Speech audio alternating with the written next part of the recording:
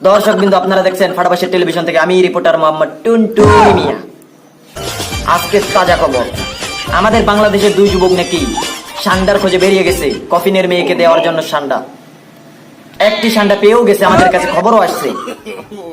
আর তাদের আমরা আরেকটা খবর পাইছি, তারা নাকি ক্ষুধার্ত, কি খাবে অনেক বড় জঙ্গলের মধ্যে।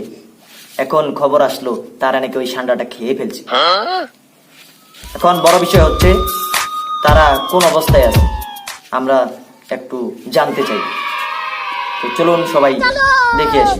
এই যে দেখতে পাচ্ছেন সান্ডা খেয়ে তারা কিভাবে কি পরিমাণে ঘুম পাড়তেছে, দেখেন। সামনে আসেন, আমরা এখন তাদের অনুভূতি। ভাইজান ভাইজান এই ভাইজান উঠেন, ভাইজান উঠেন।